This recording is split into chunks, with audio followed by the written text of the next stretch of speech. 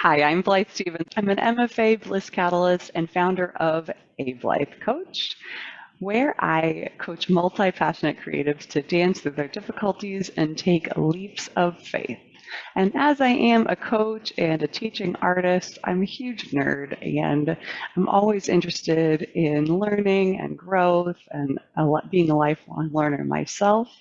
I'll be sharing soon a bit more about my Fall 22 curriculum, which is my learning plan for my own personal study and skills development in the areas that are most relevant to me. So in dance and in coaching and ballet, yoga philosophy, but also in areas that take me well out of my comfort zone and make me feel like a beginner again, such as in languages and in areas of the visual arts that I'm not as familiar with and not as comfortable with. So today, I actually have seen a few videos lately on the topic of notebook lineups. And I love school supplies. I've been collecting supplies to participate in the drawing challenge called Inktober in October. And although certainly these days a lot of my tools are digitized, and I do use tools such as Google Docs, Evernote, and tasks lists for recurring tasks such as today. I also really love an analog system, and for the last couple of years have been following the bullet journal system originally created by writer Carol.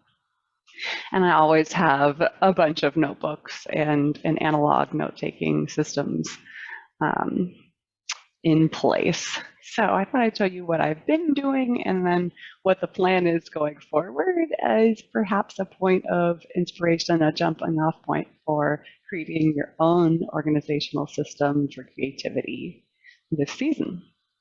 So for the last few years, I've been doing morning pages more or less every month, participating in Julia Cameron's The Artist's Way program.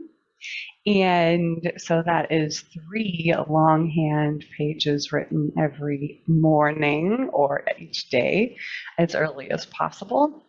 And so the first notebooks I have today are this year's daily morning pages.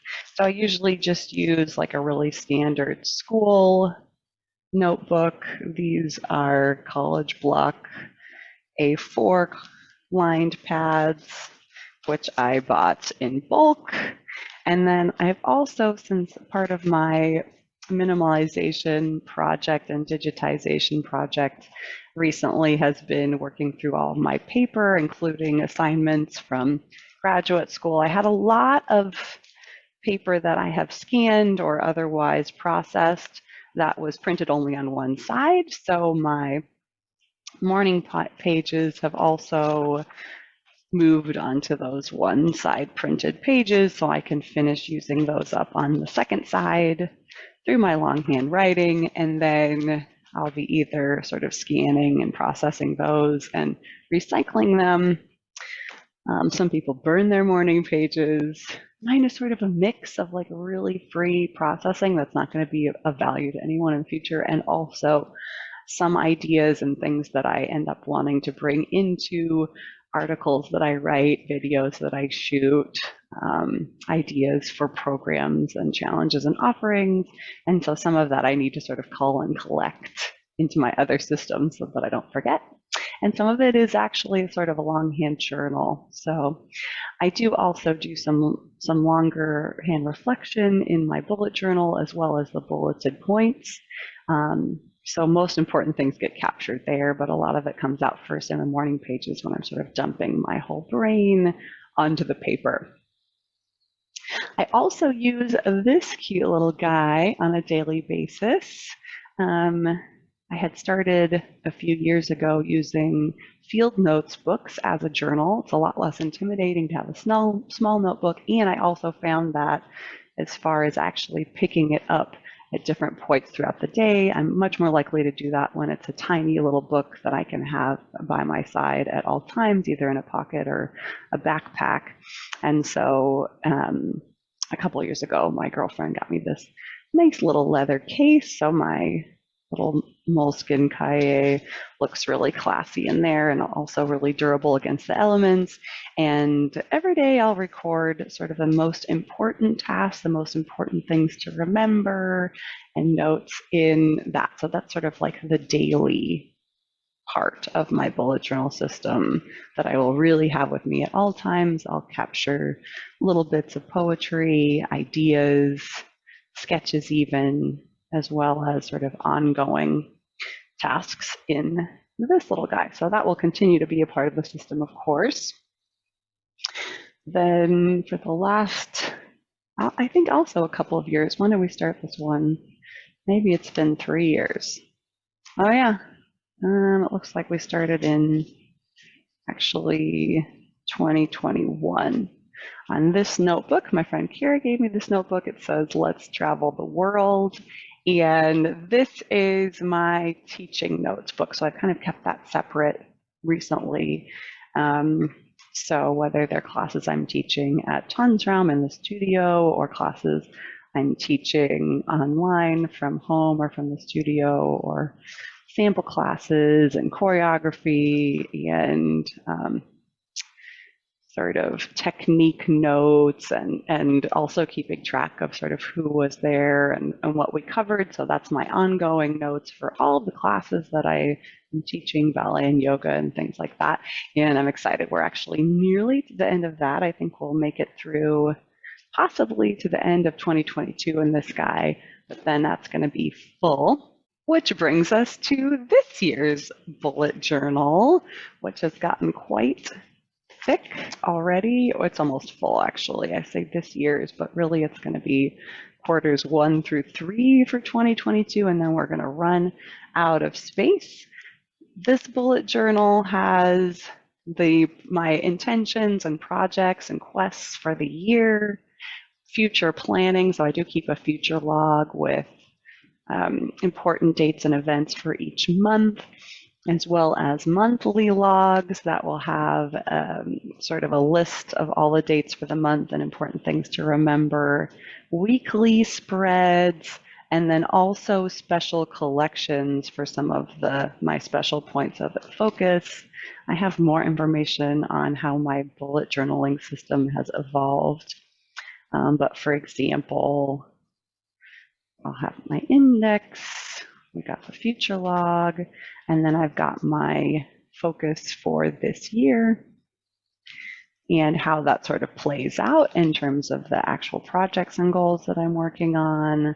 And then I'll have collections such as my reading list, to be read list, what I'm writing, who I'm writing to.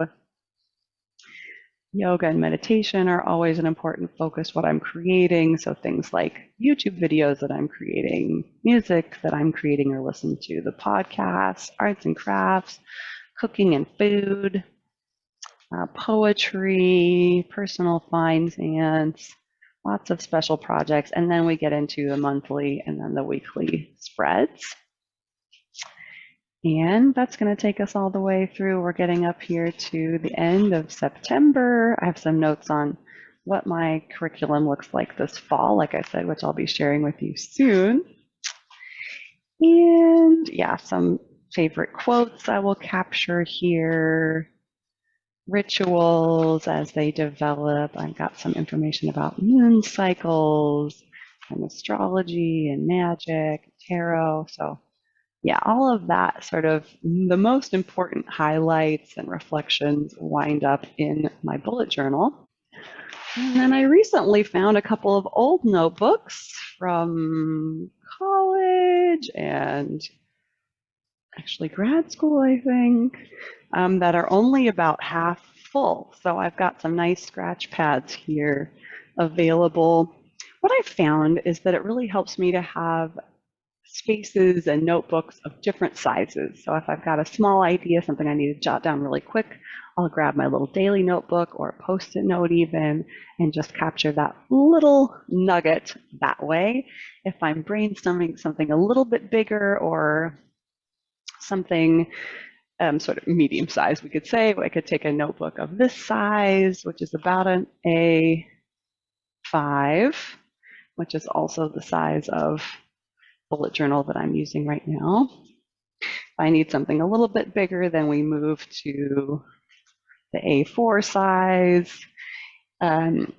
For really big things, actually, honorable mention, I do have a dry erase board, which is even bigger. So that's like the ultimate place for brainstorming, brain dumping, sort of flow charts, mind maps, longer lists, longer term planning, and it's really fluid and can be rearranged. Of course, I can always capture that and archive it in a place like Evernote or in Google Docs, but it can be sort of more flowing and fluid on the dry erase board and then become more concrete and sort of nailed down in paper form. My last notebook over here is actually a binder. I picked this guy up at Target when I was last at home because, gosh, I don't know. There's just something about the school supplies, I guess, in America that I still hold to, even though there's different and also good ones here in Europe.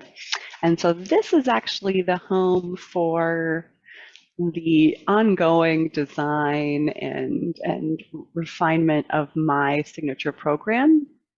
That's called Dilemma to Delight, and it is a 3-month coaching program. So I have the program materials in hard copy. I also have them electronically in hard copy here, as well as client notes and some sort of general coaching inspiration, powerful questions, really frequently used items in my working with my coaching clients, as well as, of course, having digital versions of all of that as well. And that brings us to the newest player that I'm really excited about, since, as you saw, I'm moving out of or completing my bullet journal for this year up until this point.